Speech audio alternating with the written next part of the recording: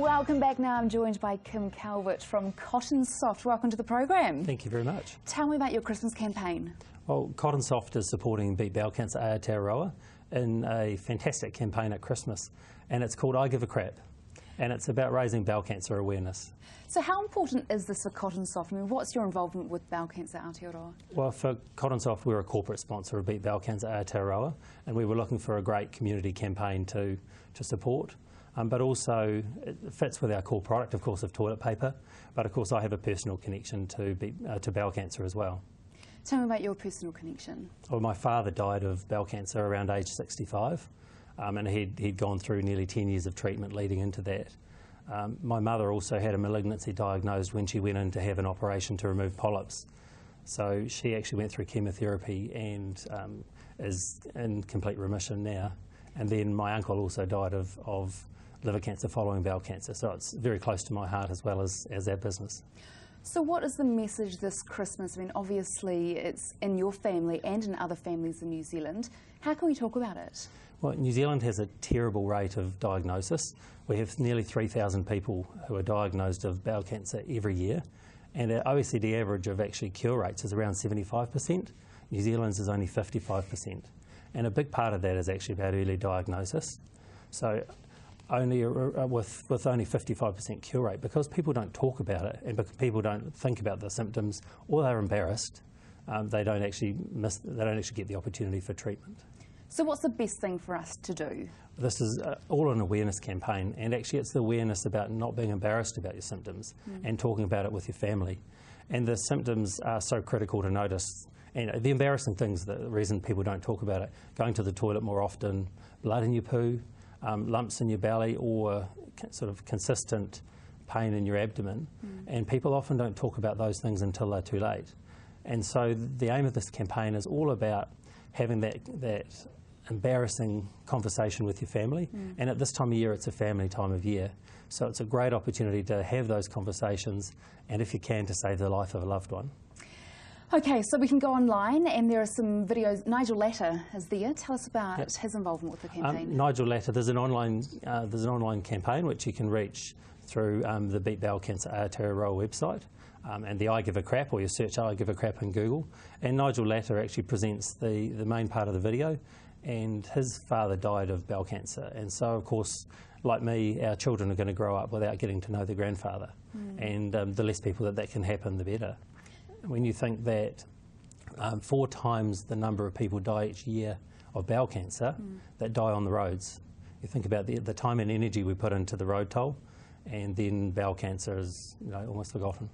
Kim, really good to have you on the program today and sharing that Christmas message with us. If you would like to find out more about it, it's a good time for you to have a chat with your family this Christmas. beatbowelcancer.org.nz, beatbowelcancer.org.nz. Now here is Jude Kirk, who's having a sit down with Canterbury Christian Funeral Services.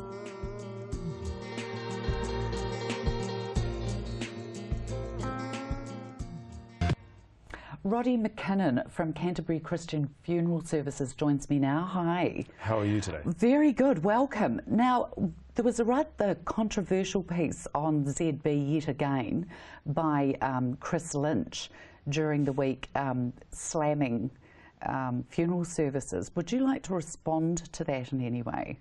Yeah, a little bit. Nothing new. Biggest situation is that we deal with grieving people. And grieving people are often vulnerable, and they in need of support. And sometimes, and I think relatively rarely, they don't feel they receive that support from the company that they've chosen. And one of the common themes, I guess, is that they feel that they're being rushed into decisions from caused quite perhaps expensive decisions. The funeral cost could be up $9,000, $10,000, and they feel that those decisions are rushed. And then often when they review those decisions, particularly when the account comes out maybe 6 weeks or a month later, they feel that those decisions weren't the ones they would have made if they'd had more time. Now, the time factor is always a function of the fact that someone's passed away, and there's some practical considerations that need to be dealt with, as in the disposition of the deceased.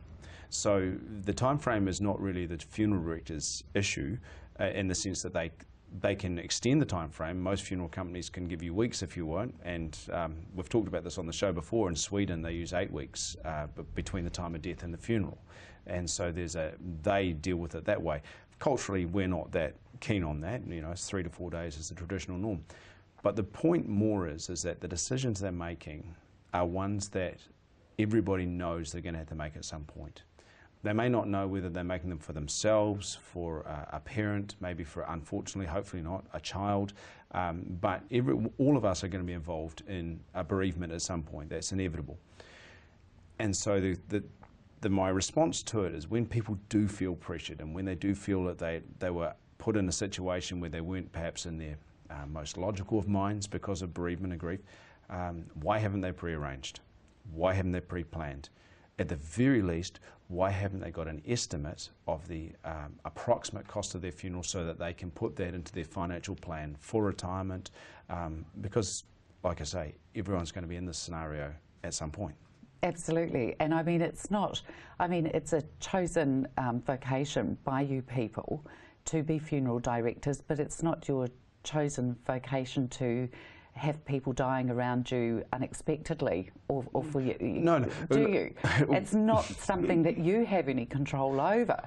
So we all need to take responsibility for our own families, don't we? We do, and for ourselves. I mean, let's call me middle-aged, all right? I deal with people that die in my age group all the time. I also get people that have lived into their ripe old age of their 90s and they've got plenty of time to prepare. But the common theme across all of those groups is that 90% of New Zealanders don't prepare. They don't pre-arrange, and they're often, families are left going, what mum want? We don't know. What did dad want?